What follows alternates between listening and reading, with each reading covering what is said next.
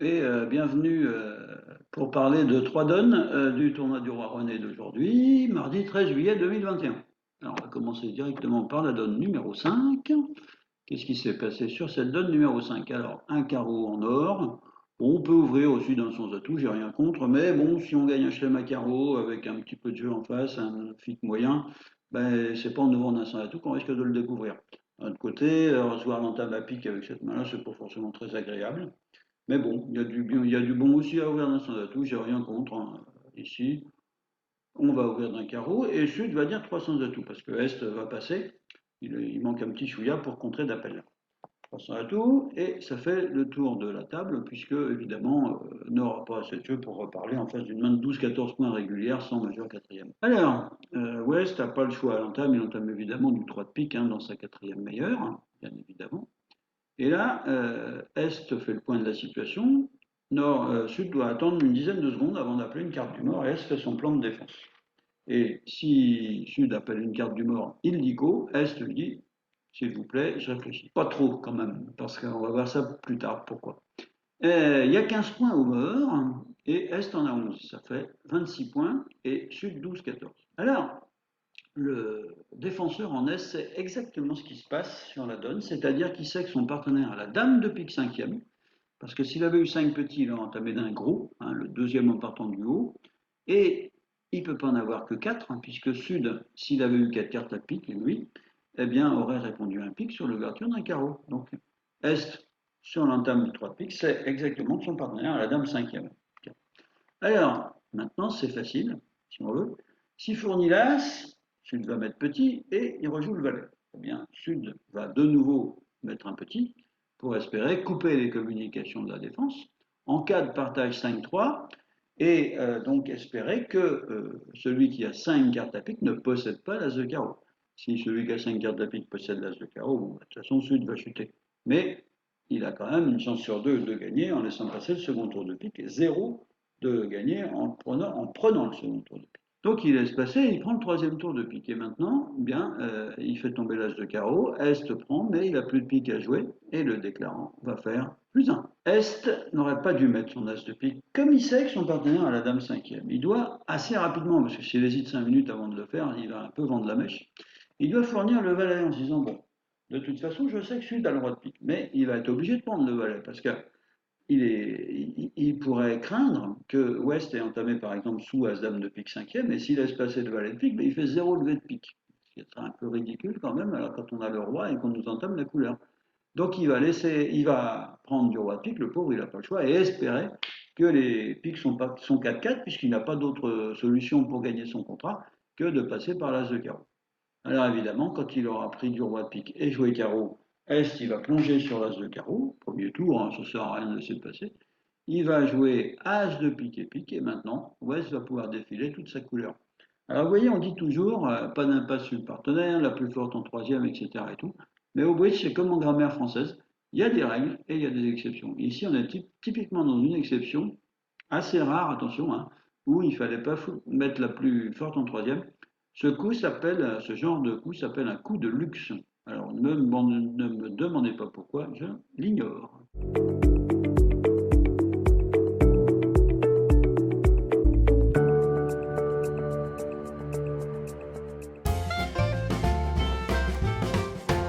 La donne suivante, donne numéro 7.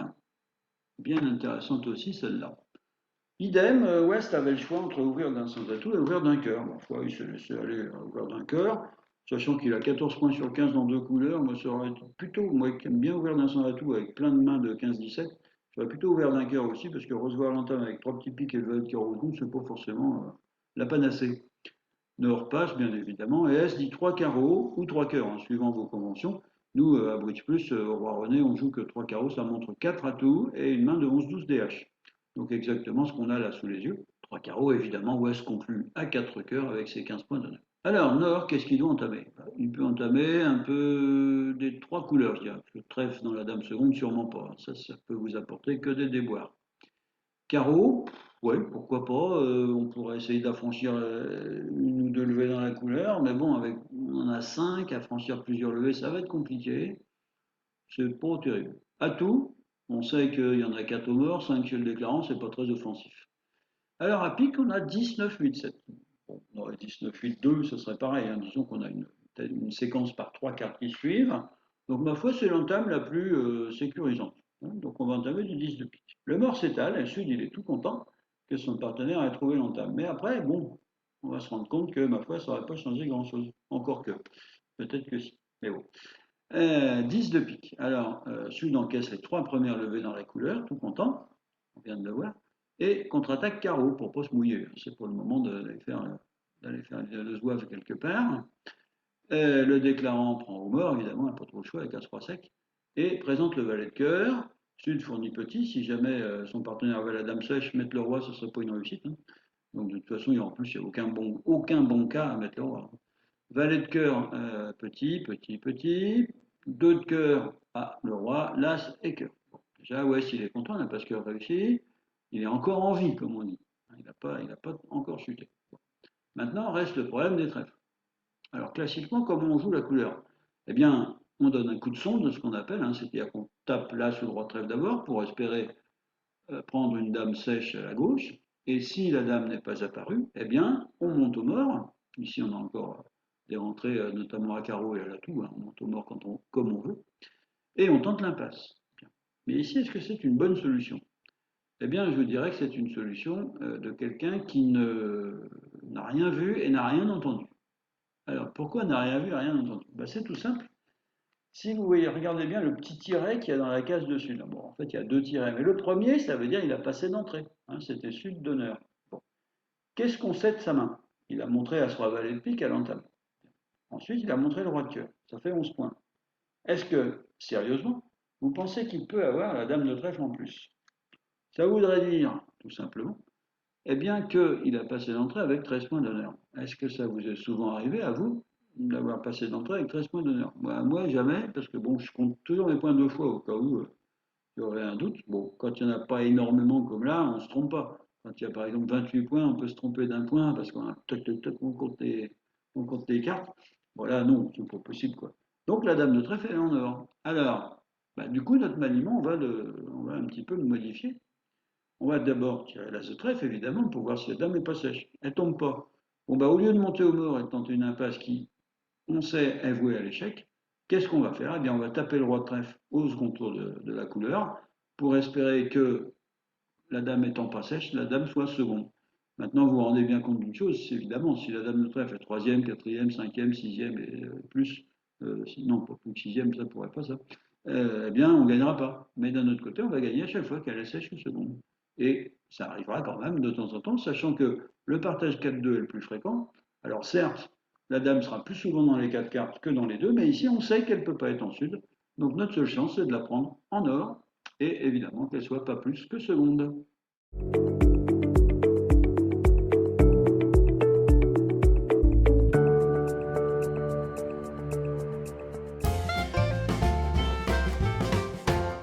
Alors, la donne numéro 13. Ah, c'est toujours un numéro qui fait un peu peur aux bridgers superstitieux. Alors, la donne 13, alors celle-là, je l'adore, et vous allez voir pourquoi. Un pic en sud. Non, en nord, pardon. Très bien, passe, passe. Alors, West ne doit pas faire l'erreur de réveiller par 2 carreaux, il a trop de jeux. Alors, il y a un cours entier à Bridge Plus sur les réveils. Les réveils, notamment le contre.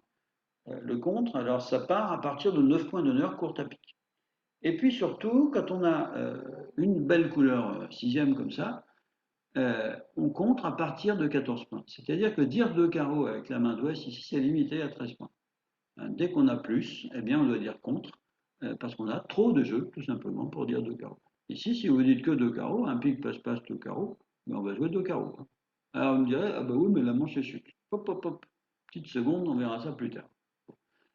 Contre, maintenant, Est, évidemment, dit enfin, évidemment, il dit que 2 cœurs, parce que c'est pareil, comme je vous ai expliqué, le contre de réveil, c'est pas 13 points, ça peut être 13 points, mais ça peut aussi être beaucoup moins. Donc, du coup, les réponses du partenaire du contreur de réveil, si on peut appeler ça comme ça, eh bien, elles sont décalées vers le haut. C'est-à-dire qu'ici, après un compte d'appel, Est dirait 3 cœurs, mais après un compte de réveil, il doit se contenter de 2 cœurs. Bon, évidemment, il est maximum, mais on verra. Si Ouest est minimum, bah, on restera au palier de 2, ce sera très bien. Alors maintenant, sur deux cœurs, West, il dit 3 carreaux, donc il promet au moins 5 cartes et au moins 14 points. Alors tout ça, Est, il engrange ça, ces informations avec intérêt, parce qu'il a un gros fit à carreau par le roi quatrième, donc très bien. H3 de cœur quatrième, un double ton trèfle, donc pas trop de perdre dans la couleur. Évidemment, son talon d'Achille, son point faible, sont les piques. Alors il mourrait d'envie de jouer 300 de tour, en espérant par exemple que le partenaire ait 5 carreaux as dame, la répique, on arriverait vite à 9 levées, plus des points ailleurs, hein, forcément. Mais le problème, c'est qu'il n'a pas la réplique. Alors, comment il peut faire pour le demander à son partenaire? Oh, bah, c'est tout simple. Dans ce genre de situation, qu'est-ce qu'on fait pour demander l'arrêt? On dit 3 piques, enfin cupide. Partenaire, j'ai de quoi jouer à un palier assez élevé, malgré ma réponse de 2 cœurs, mais j'ai un défaut d'arrêt pique. Alors, le problème d'Ouest, ben, il est le même, c'est qu'il n'a pas d'arrêt pique non plus. En revanche, il a 16 points, il pourra en avoir que 14. Il a 6 beaux carreaux par as dame belette, donc qu'est-ce qu'il fait? Au lieu de dire 4 carreaux qui ne seraient pas forcing, hein, Est aura le droit de passer sur 4 carreaux. Il dit 5 carreaux, partenaire, on va jouer la manche à carreaux, puisqu'on ne peut pas la jouer sans deux. Alors maintenant, on va passer au jeu de la carte. C'est là que ça devient vraiment, vraiment passionnant. As de pique, petit, petit, petit. Roi de pique, petit, petit, petit. Parfait, tout ça. Nord continue de la dame de pique, hein, il n'a rien de mieux à faire pour l'instant. Et évidemment, Ouest coupe. Et Ouest, il sait compter. Hein, il compte donc 14 points d'honneur chez les adversaires, dont un ouvreur en or. Alors, le roi de trèfle, carte clé de la donne, hein, évidemment, il a évidemment beaucoup plus de chances de se situer en nord qu'en sud. De temps en temps, il sera en sud. C'est-à-dire que Nord a ouvert avec 5 piques à 3 dames et 11 points. Pourquoi pas? Moi, j'aime pas trop ça, mais bon, il y en a qui sont fait faire vendre ça. Mais on va dire quand même que globalement, il sera quand même beaucoup plus souvent en Nord qu'en sud de roi de trèfle. Alors, du coup, on se dit, ben, on ne peut pas gagner. Ah, mais on pourrait gagner. On pourrait gagner, mais pour ça, il faudrait que Nord ait aussi, en plus du roi de trèfle, 4 cartes à cœur. Alors, 4 cartes à cœur, pourquoi 4 cartes à cœur? Ben, tout simplement parce que, en lui assénant quelques bons solides tours d'atout, eh bien, on va pouvoir le squeezer, c'est-à-dire le forcer soit à dégarder les cœurs, hein, c'est-à-dire que Nord pourrait espérer par exemple que son partenaire ait la dame de cœur troisième et défausser ses cœurs, auquel cas, en jouant dame de cœur puis petit cœur pour ses rois, le dernier serait maître, hein, à ce moment-là on pourrait défausser les deux trèfles de la main, ou alors qu'il sèche son roi de trèfle, ce qui serait mieux joué de sa part. Alors, Ouest, pardon, décidément, coupe le troisième tour de pique, joue carreau pour le mort, par exemple un tour de tout. Un deuxième tour de tout, nord des fausses piques sans problème. Troisième tour de tout, nord des fausses un pique sans problème. Quatrième tour de tout, nord des fausses un trèfle, toujours sans problème. Et cinquième tour de tout, et là, le pauvre nord, il est cuit-cuit comme les canaris. Soit il défausse le roi de trèfle, bon ben là ça va aller vite, hein. Soit il jette un cœur, bon là ça va aller vite aussi, mais le mieux encore c'est de sécher le roi de trèfle. Alors il sèche le roi de trèfle. Bon maintenant, Ouest il joue dame de cœur, petit cœur pour assez roi. Évidemment il sait qu'il y a encore un cœur battu chez les adversaires, donc maintenant il joue trèfle et quand Sud fournit petit, eh ben, il passe l'as en espérant que c'est Nord qui avait 4 cartes à cœur et le roi de trèfle et que donc sur les tours d'atout il ait été squeezé. Ce qui, vous le voyez, est bien le cas sur la donne, le pauvre. Il n'a pas de défense pour battre le contraste. Un très joli coup et d'enchère et de carte. Voilà, eh bien je vous remercie de votre attention et puis ben, à bientôt j'espère si ça vous a plu.